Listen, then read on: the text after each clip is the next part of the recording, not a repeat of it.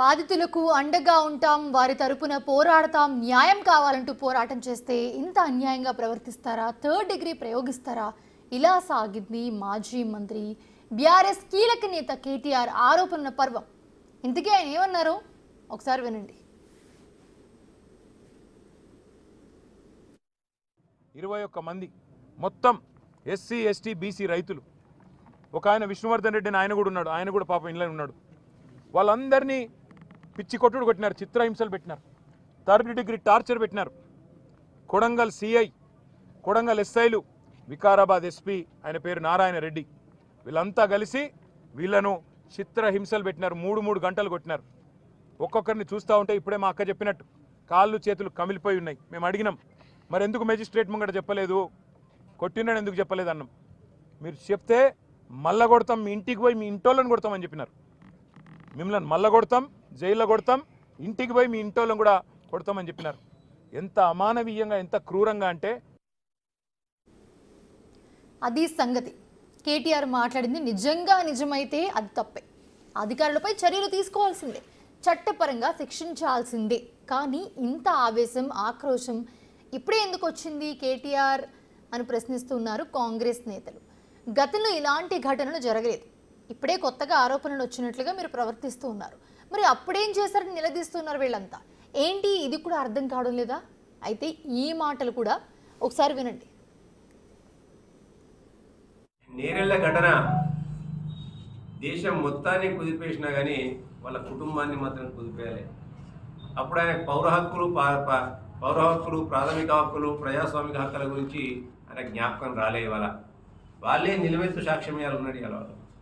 ఇలా బానయ్య గారు, హరీష్ గారు, ఆ రోజు వీరితో పాటు ఈశ్వరు, బాలరాజు, మహేషు, గోపాలు, వీళ్ళందరూ కూడా ఆ రోజు బాధితులే. వాళ్ళు చేసిన పాపమైంది. అప్పుడు వాళ్ళు నీ ఇసుక ధనదాహంలో, నీ ఇసుక చక్రాల కింద అనేక మంది సామాన్యులు ప్రాణాలు పోతున్నాయని చెప్పి ఒక నేరెళ్ల గ్రామానికి చెందిన ఒక వ్యక్తి ప్రాణాలు ఇసుక లారీ చక్రాల కింద పడి చనిపోతే వీళ్ళందరూ కూడా ఆవేశానికి లోనయ్యే. ఆ రోజు ఒక లారీని తగలబడితే లారీ మనిషి ప్రాణాల కంటే ఆ రోజు మీకు లారీ ప్రాణాలు ఎక్కువైనాయి. దాన్ని ప్రశ్నించిన వీళ్ళ ప్రాణాలను తీసుకోవడానికి కూడా వెనుకడుగు వేయకుండా ఆ రోజు ఇక్కడున్న పోలీసు యంత్రాంగంచే ఏ విధంగా వాళ్ళని చితికబాధ పెట్టి, చిత్రహింసలు పెట్టి, వాళ్ళ ఇంట స్త్రీలను కూడా ఏ విధంగా చులకన మాట్లాడినప్పుడు కూడా నీకు స్పందించే మనసు లేదు.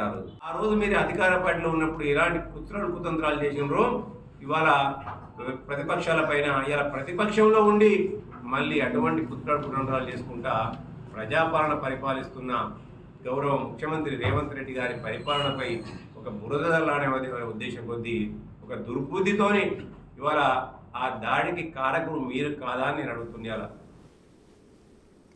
నేరెళ్ల ఘటన ఇది గుర్తుందా? 8 ఏళ్ల క్రితం ఇసుక లారీని తగలబెట్టారని పోలీసులు వారిపై లాఠీని జులిపించారు. దళితులన్న చులకన భావమో లేకపోతే తమ పార్టీ నేతలకు ఇబ్బందులు తెచ్చారన్న కోపమో తెలియదు, కానీ నేరెళ్ల ఘటన బాధితులను చిత్రహింసలు పెట్టారు. అయితే ఇప్పటికీ ఆ దెబ్బల ఎఫెక్ట్ తగ్గలేదు. కొందరికి మంచానికే పరిమితమైన వారు ఉన్నారు ఇప్పటికి కూడా. మరి అప్పుడు కేటీఆర్ ఎందుకు ఇంత హడావిడిగా రాలేదు? ఎందుకు పరామర్శించలేదు? ఆదుకుంటామని భరోసా ఎందుకు ఇవ్వలేదు వాళ్ళకి? ఇవే ప్రశ్నలను సూటిగా వేస్తున్నారు అప్పటి బాధితులు. నేరెళ్ల సంఘటన అందరికీ తెలిసిన విషయమే. నేరెళ్ల సంఘటన జరిగి దాదాపు 8 సంవత్సరాలు గడుస్తుంది. అప్పుడు టీఆర్ఎస్ బీఆర్ఎస్ ప్రభుత్వ హయాంలో జరిగిన సంఘటనలో టీఆర్ఎస్ పార్టీకి సంబంధించిన ఏ నాయకుడు కూడా మా దగ్గరికి రాలేదు, మమ్మల్ని పరామర్శించలేదు, మా కుటుంబాలకు అండగా నిలబడలేదు. అప్పుడు ప్రతిపక్ష పార్టీలైన కాంగ్రెస్ కానీ, బీజేపీ కానీ, కుల సంఘాలతో సహా అందరు విద్యార్థి ఉద్యమ నాయకులందరూ ప్రతి ఒక్కరు మాకు సపోర్ట్ చేసి మమ్మల్ని నిలబెట్టారు.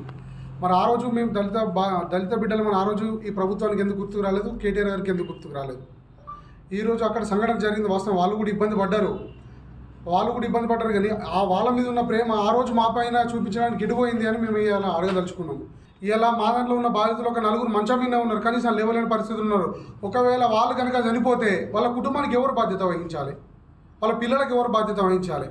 ఈ థర్డ్ డిగ్రీ చేయడానికి ఆదేశాలు ఇచ్చింది ఎవరు? చేయమని చెప్పింది ఎవరు? ఎస్పీ విశ్వజిత్ మమ్మల్ని కొట్టుకుంటూ ఆ పేర్లు చెప్పుకుంటూ ఆయన చెప్పడానికి ఆయనకు ఆదేశం ఇచ్చింది ఎవరు? మరి అప్పుడు డిఐజీ రవివర్మ ఎంక్వైరీ తోటి వెమ్లవాడలో మీ కండిషన్ బెయిల్లో ఉన్నప్పుడు వెమ్లవాడకు వచ్చిర్రు. అప్పుడు ఎంక్వైరీ పేరుతో ఆ వీడియో యొక్క రికార్డింగ్ తీసుకున్నారు, ప్రూఫ్తో సహా అన్ని రికార్డ్ చేసారు. మేము లిఖితపూర్వకంగా రాసి ఇచ్చినాము. విశ్వజిత్ కంపాటి ఐపీఎస్, ఎస్ఐ రవీందరు, ఇతర పోలీస్ సిబ్బంది మాపై 3rd డిగ్రీ చేసారు, మమ్మల్ని చంపడానికి చేసారు, మమ్మల్ని హత్య ప్రయత్నం చేసారు, మా భార్యల్ని మా పిల్లల్ని బ్రోదర్ కేసులో పెడతాన్నారు, మమ్మల్ని మాజీ నక్సలైట్లని ఎన్కౌంటర్ చేసి చంపుతారని చెప్పేసి క్లియర్గా మేము ఆయన ఎంక్వైరీలో చెప్పినాం. మరి ఇంతవరకు కూడా అప్పుడు ఆ ప్రభుత్వం ఉన్నప్పుడు 10 ఏళ్లలో ఏ ఒక్కరోజు కూడా మరి మాకు సపోర్ట్గా అప్పుడు ప్రభుత్వం ఎందుకు నిలబడలేదు, మాకు ఎందుకు మద్దతు తెలపలేదు? రీసెంట్గా ఏసీబీ ఎంక్వైరీ కూడా జరిగింది. ఏసీబీ ఎంక్వైరీ జరిగినప్పుడు కూడా ఏసీబీ ఎంక్వైరీలో క్లియర్గా చెప్పినాం. ఆయనకు కూడా ఏసీబీ సార్ కూడా అప్పుడు మమ్మల్ని కొట్టిన ఎస్ఐ కూడా అడిగి వచ్చిండు. ఎస్ఐ కూడా అడిగి వచ్చి క్లియర్గా వాళ్ళ ముందే ఎంక్వైరీ జరిగినప్పుడు కూడా సార్ ఈయననే కొట్టిండు, ఈయననే మాపై 3rd డిగ్రీ చేసిండు, ఈయనతో పాటు ఎస్పీ విశ్వజిత్ కంపాటి చేసిండు సార్ అని క్లియర్గా మెన్షన్ చేసినాం. మరి అప్పుడు అధికారంలో ఉన్న టీఆర్ఎస్ పార్టీ ఎందుకు వాళ్ళ మీద యాక్షన్ తీసుకోలేదు?